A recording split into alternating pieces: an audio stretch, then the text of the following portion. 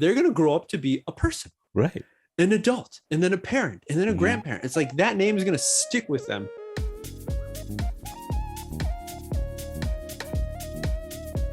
Hey everyone, welcome back to another What Should I Name My Baby episode. We're the hosts. My name is MJ. My name is Adam. And welcome back to another amazing episode. Yeah. Thank you for coming. Give yourself a round of applause because you know what you're doing right now? You're working on your English. You are putting the time in to get better at something you love, a hobby you have, a passion you have, something you need to better yourself. That's what you're doing right now. Every time you listen to MJ and Adam show, you are improving your English listening little by little, step by step, day by day. That's what we do every time. If you want to become even closer to the next step idea, check out our website, Next Step Community. You can join us, download audio versions, videos. You can get daily live streams with me and hang out in Zoom once a month with me and Adam and all the other people speak in English. It's an awesome like little English party that we have every month. Definitely check it out. Really, really cool stuff. All right, Adam. Today we're going to be talking about baby names. That's it. All right, everyone. This is a very interesting topic that came to us. And we're like, you know what? That's not a bad idea because everyone's got a name. Yeah. And we were all babies once. Exactly. And somebody gave us those names. That is so correct. This is something we thought was kind of cool. So let's get into it, Adam. Yeah. First of all, let's talk about what it's like in North America. What is the common ways to name a baby or name a child? I think the most common way, I could be wrong, but I think the most common way is by naming the baby after some family member or relative, like a grandparent or, godparent or the first parent, like the mother or the father, or aunt and uncle, somebody in their family who really did something for the family that they want to kind of honor in a way. Or sometimes it's just because the parent wants to be named, their child to be named after them for legacy. Yep. So I think a big thing of naming is naming them after a family member as a sign of respect of the past. Totally. And I think the biggest ones, the most popular are grandma and grandpa. Grandma and grandpa, yeah. That's definitely like the first one that like you'll hear very, very commonly. That is definitely one. Another thing is there are baby name books right that are published. Now everything's on the internet, so you can find lists of most popular baby names. I saw this really cool like infograph, this video of popular names of girls and boys. And in the past, from like, I don't know, like early like 1900s to now, and what names became popular. And it's really interesting to see how they come and go. There are some times where you'll see like a few generations where, example, like the girl's name Mary is really, really popular. And then it goes away and then it comes back or something. There's so many different ones. And that's always interesting to see. But I'm always thinking about like, where does this come from? Is it because everybody gets this book that says, oh, the most popular name is this? Very, very interesting to see. I just thought about it right now. It could be another way to like not make a name or choose a name that's so uncommon that the child will have a bad life because of their name.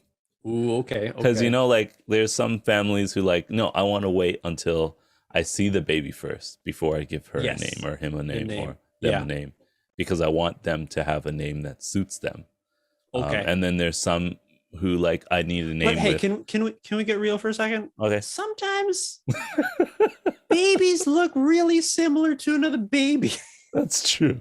Sometimes facial features don't. It grows on. They don't. Yeah, right. The name. But like you said, match. Yeah, like I think MJ there are looking like me and Adam looking like MJ. Hey, look at that. Maybe we got the wrong names. But like you said, there are a lot of people who do think like that. Yeah. Right, They're like, maybe they have some ideas, but we're going to wait until we see the baby to kind of get better, more inspiration. Right. Yeah. Yeah. But So sorry to cut you off. no, I was just like saying that, sometimes they want their baby to have a strong name or a name that means like the baby will grow up to have respect. So they'll name it something like it with a respectful name or Okay. yeah. That's why I feel like the names, as you were saying, they flow through history because those names have some kind of meaning throughout history. Yeah. Whereas Okay. if there was a name like Regeraldson or something like Regeraldson, who's that? All right. Yeah. Is that your first name or last name? It's my first, and the whole class will just burst out laughing. Like you don't want to have Oh that man. situation. So Yeah, might just call me Reggie. Oh Reggie, man. right? So some Yeah. people, it's a safe way of choosing a name by looking through these books or Right. looking through popular names in history. Yep. There's another kind of book, everyone, that is really popular in North America, where it is the meanings of names. So parents can go and look through all these different types of names. Like, doesn't matter if they're popular or not, but they can see the meaning behind the name. Yeah. And this is something maybe not a lot of people in Japan know about, because in Japan, it's very straightforward, right? You have the kanji that has a meaning. Right. And that's really cool because it's something that everybody can look at and understand right away. Right. Like, oh, that's what this name means. Oh, I get it. Like that. Yeah, that's cool. But the interesting thing about Japanese names is that depending on the kanji, even though the name is the same, the meaning is different. But in North America, like Elizabeth would mean something, but no matter if it's spelled with like I don't know, a different letter, it's still Elizabeth. So then the meaning is the same, right? Yes. Like example, like Keiko could be written a few different ways. Right. So it's like, oh, what kind of what kind of child kind of are K you? are you? Yeah. And then that will change. So that's definitely, that's a good point. I didn't think about that. But to go back to it, in Western names, they do have some meaning that you can look into, and it's almost like reading a horoscope, I feel, because it's like, really, like, does that really make a sense? But then I don't know, like I remember my mom looking up for like my sister, be like, that's totally her. Like, and I guess it kind of is, but also it's a coincidence. But I think there's a lot of people in North America who use these kinds of books. Maybe if they don't have some inspiration to have a name right away, if they're searching, a lot of people will go onto the internet, or they'll look to these books to kind of be like, all right, what do I want my child to kind of embody which is interesting, because it's like, are you choosing what kind of person that will be from the name? Maybe it's a hope. Yes, I'm sure it is. They're not thinking like it's a choice, but I think like in most cases, parents don't want to mess their children up. Okay. Yes, totally. And the name is something that's really powerful to give the child. Everyone always thinks about, okay, if I'm gonna name my child this, how can other kids make fun of him or her? Ronald. There's Ronald McDonald. So Ronald I'm not gonna McDonald. name Ronald. It's not gonna be Ronald. Yes. Yeah. Totally. So that's something that you gotta watch out for sure. And especially for like in the US and in Canada or any other country where there's a lot of mixed races, there's a lot of ethnical names that come into play that will be a choice possibly. But then it also goes to like, well, in this country, is it understandable? Does it make sense? Is it difficult for people to say? And that is something that you definitely have to watch out for if you live in another country. That's true. There's definitely a few names I know like in Japan that are difficult, like really hard for Westerners to say. Most of them are guy names in Japan, like Ryo. Is definitely like Rio is how like it comes out if you were to just read it. So, not saying like don't name your kid that, but like, it's if difficult. You kind of like aspire as a parent to be like, I want my kid to be like very international and stuff. maybe think about how their name sounds. Right. In both other languages, countries, in language, Yeah, in English and Japanese. You don't have to, but Yeah. that's It's a what it's some a people good think thought. about. Mhm.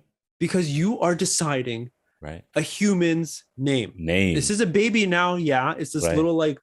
little thing you have, but they're going to grow up to be a person, Right. an adult, and then a parent, and then a Mhm. grandparent. It's like that name is going to stick with them. Right. There are Unless some they change cases, it. in some cases where Yeah. people change it, they go to Yeah. the courts and they get it, Legally changed, right? But that's probably the most difficult, biggest decision Mm. humans have to make, or parents make, Right. to name a human being. Right. That's big. That's heavy, It's everyone. huge. That's some responsibility. So no matter how people take it, because there are plenty of names that you hear that you'd be like, wow, it's very interesting, very intricate. Very in unique. Japan, there's the Kira name Yeah. that's going around too. And you know what? It's like, let everyone be what they want to be. The Yeah. parents, if you want to name them that, like, cool. That's cool. Right. There can be any kind of name. And in the end, if that person really doesn't like it, they can change it to whatever they want. Yeah. And in most cases, it's going to be even more extreme than what they had originally. All right, everyone. Yeah. That's it for this episode. Thank you so much for joining us in our talks about naming children. Mhm. If you enjoyed it, if you learned something, if you had a laugh, hit the like button. It really helps us out. Leave a comment down below. It helps the YouTube spread our videos to other people who might like it, as well as, hey, it gives you a place to practice your English in writing form. So definitely do that. Subscribe to the channel. You can become a member, a supporting member on the YouTube membership. Or if you want to take it a next step, check out our website, become a Next Step community member. A lot of cool stuff. If you want to improve your English even more, one-on-one English lessons with me online are available. So check it out. Oh, yeah. And if you want to get in touch with us on other SNS channels, we have them: Facebook, TikTok, Twitter, and Instagram. You can check those all out. We have different pieces of nuggets of information on each channel. So go check them out. Subscribe, like, comment as well, please. All right. Yeah. Yeah. That's it, everyone. We'll see you on the next step.